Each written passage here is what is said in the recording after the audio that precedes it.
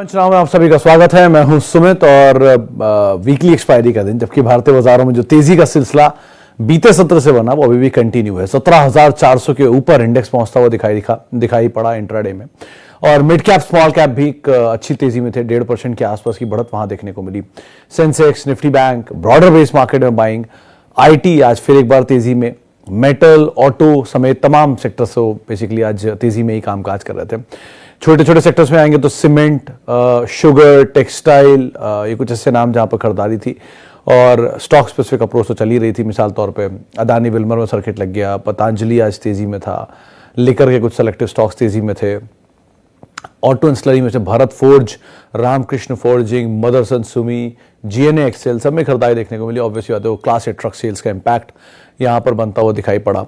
इसके अलावा पीएसयू शेयरों में तेजी थी। पीएसयू बैंक्स के अंदर आज तेजी बनते हुए दिखाई पड़ी। बैंकिंग में अदरवाइज तेजी देखने को मिल रही थी। पीएसयू अदरवाइज तेजी में थे।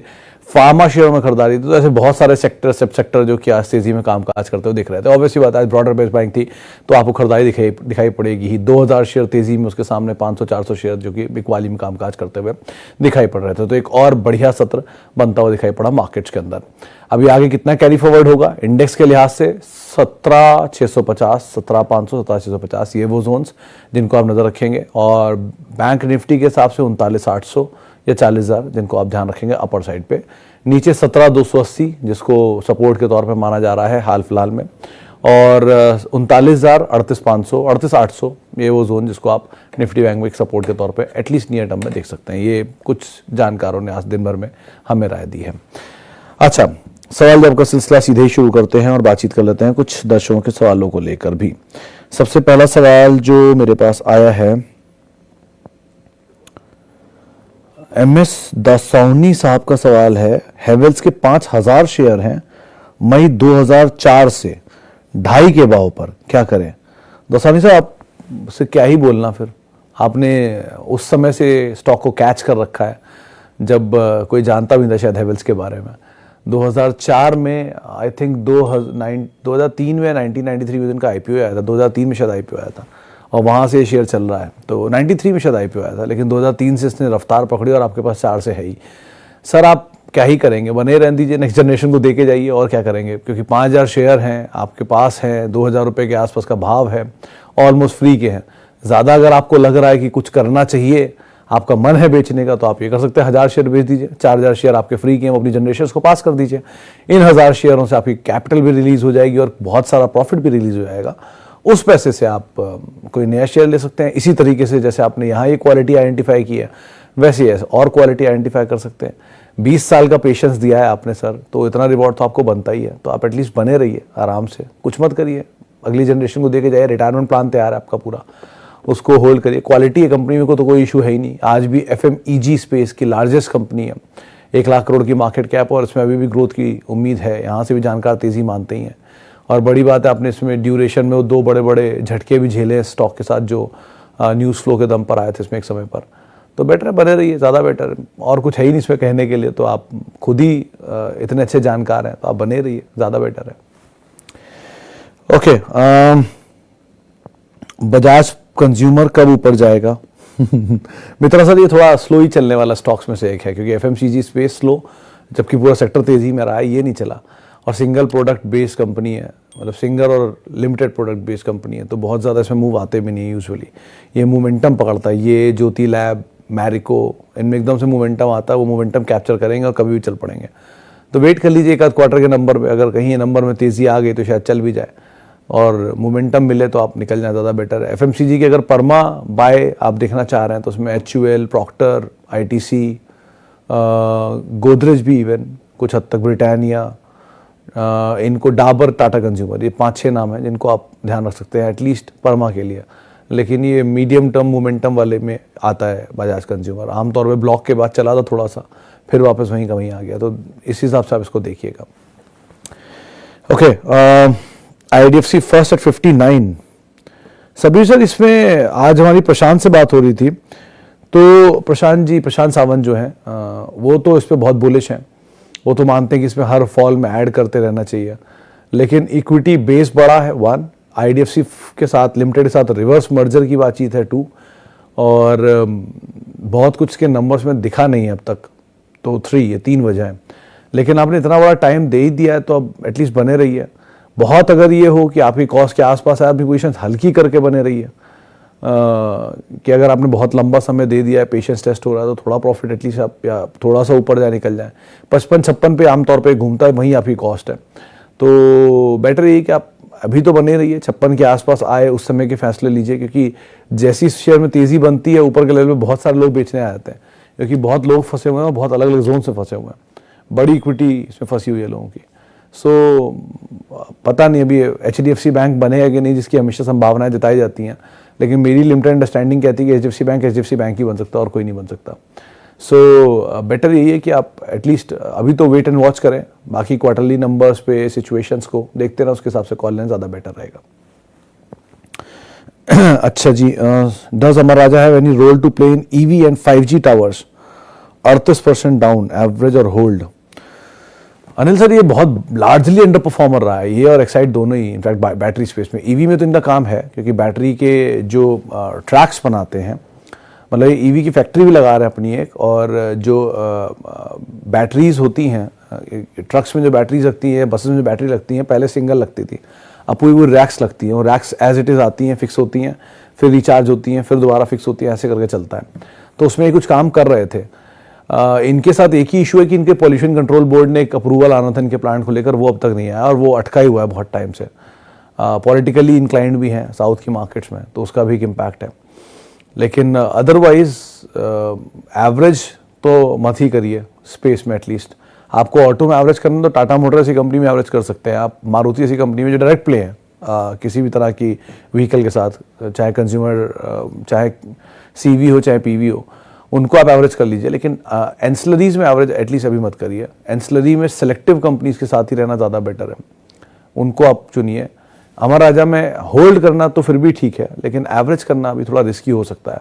बाकी सिचुएशन सिनेरियो जैसे जैसे बदलेगी उसके हिसाब से कॉल लीजिएगा, क्योंकि इनकी इनपुट कॉस्ट में लेड का बड़ा मेजर रोल होता है, और वो प्राइसेस भागे थे पिछले क्वार्टर में, बाद में कूल ऑफ भी हुए हैं, तो अब पता नहीं कितना इम्पैक्ट इस क्वार्टर में उसका आएगा। तो ये 2-3 चीज़ें हैं, स्टेबल बिजनेस हो जाए, सिचुएशन नॉर्मल हो जाए, फिर एक बार वो कॉल लेना ज़्यादा बेटर, लेकिन अभी तो बहुत टर्मोइल्स में है ये। Varun Beverages and APL Apollo are the good SIP stock for 5 years? Sir, Varun Beverages तो नहीं है। रही बात APL अपोलो की, ये बहुत भागा हुआ शेयर है, तो दोनों ही भागे तो है। SIP के का मतलब होता है सर, जितनी मेरी सीमित जानकारी कहती है, आप हमेशा SIP उनमें करते हैं जहां पर आपको रिस्क बिल्कुल फ्री हो, कि यहाँ पर अब बहुत ज़्यादा कुछ खोने के लिए है नहीं।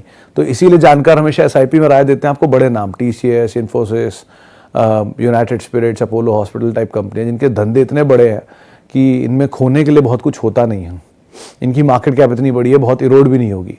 आप हैवेल्स में SIP कर सकते हैं, पॉलीकैप में SIP कर सकते हैं, लेकिन आप KEI में SIP नहीं कर सकते हैं, ये मोमेंटम पे चलेगा। आप यूनाइटेड स्पिरिट्स में, रेडको खेतान में SIP कर सकते हैं, लेकिन आप तिलकनगर, GM, ग्लोबस, सोम, इनमें SIP नहीं कर सकते। इसकी यही वजह दी जाती है कि जो डोमिनेंट प्लेयर है उसका बिजनेस 5 साल के लिए कंसिस्टेंट है, चलेगा, ग्रो करेगा। या तो लीडर या second best leader, Asian paints, Berger paints, C8 MRF, ऐसे कर करके जो नाम होते हैं। तो इन दोनों कंपनियों में ऐसा कुछ नहीं है, ये मिड कैप के प्लेयर हैं, ये मोमेंटम में चलेंगे, मोमेंटम में बढ़िया भी चल सकते हैं। मैं नहीं कह रहा यहाँ से 5 गुना भी हो सकता है ये, लेकिन ये मोमेंटम में ही चलते हैं। तो आप इनकी नंबर्स को और इनकी फाइनेंशियल्स को अच्छे समझते हैं तभी इनमें जाइए, वरना अवॉइड कर दीजिए।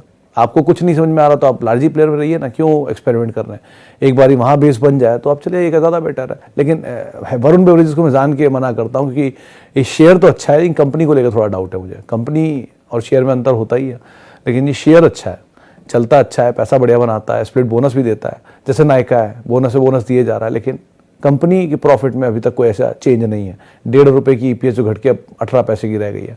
तो ये सब चीज़ें थोड़ा समझ लीजिएगा इसके हिसाब से। बच्चों के लिए 5 स्टॉक बाय किए हैं, Reliance, HDFC bank, TCS, Infosys, Larsen. Mid cap में से कुछ लूं? अनिल जी, 5 स्टॉक का जो सिलेक्शन है बिल्कुल सही है, उसमें कोई इशू नहीं है। आप इन 5 को तो एटलीस्ट बच्चों के लिए रख ही सकते हैं।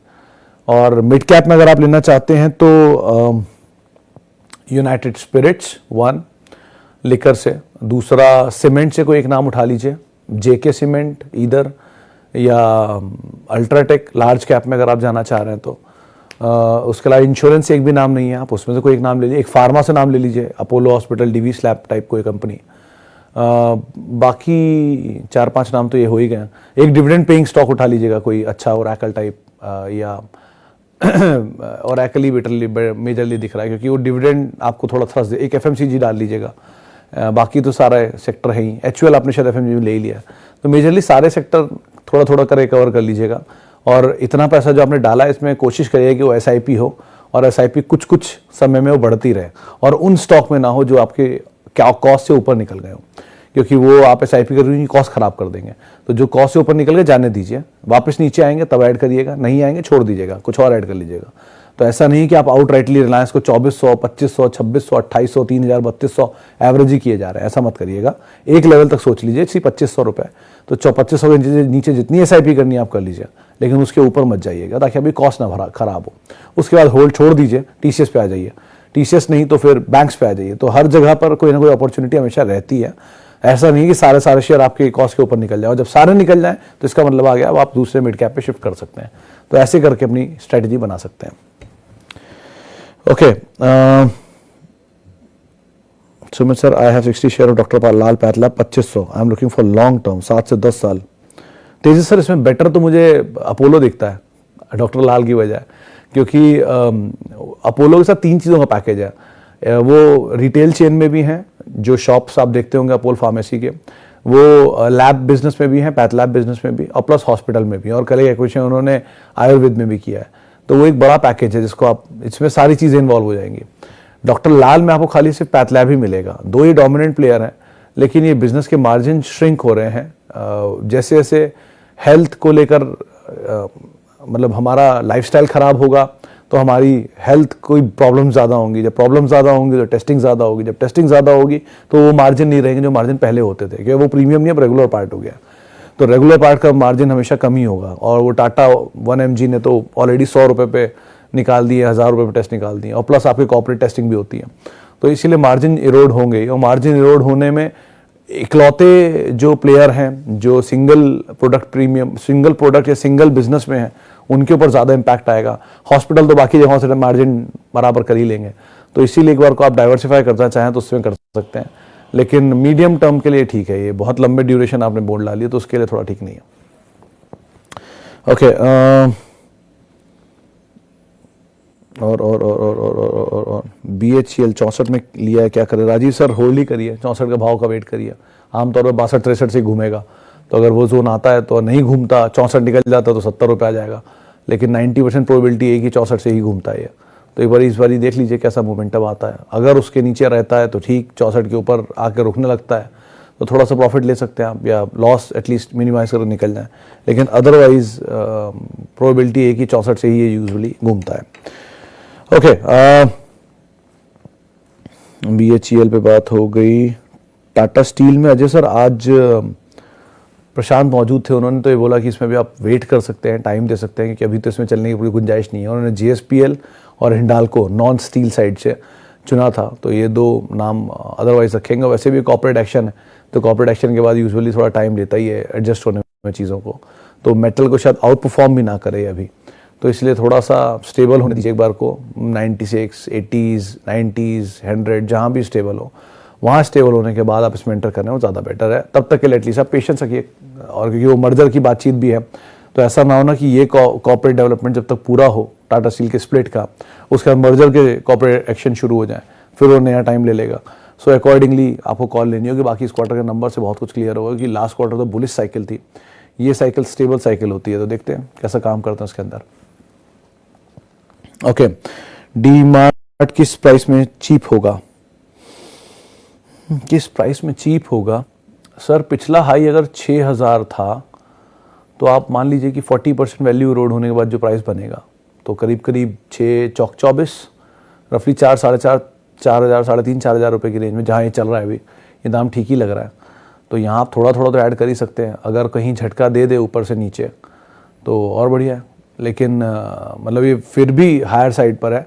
लेकिन एक चीज़ बहुत अच्छी है इनके साथ की, क्योंकि ओन स्टोर पे है सारी कंपनी के, तो ओन या 95-99% स्टोर ओन्ड है, तो रेंटल कॉस्ट है नहीं, तो रेंटल कॉस्ट नहीं होने की वजह से एक तो कैश फ्लो स्ट्रॉन्ग है, डेट फ्री जैसी सिचुएशन है, रेंटल स्ट्रॉन्ग है, तो ना हायर रेंटल कॉस्ट का इम्पैक्ट है, ना हायर इंटरेस्ट कॉस्ट का इम्पैक्ट है, और कैश फ्लो स्ट्रॉन्ग है। गोइंग फॉरवर्ड फेस्टिविटीज़ भी हैं, तो वहाँ से और नंबर बेटर हो जाएंगे।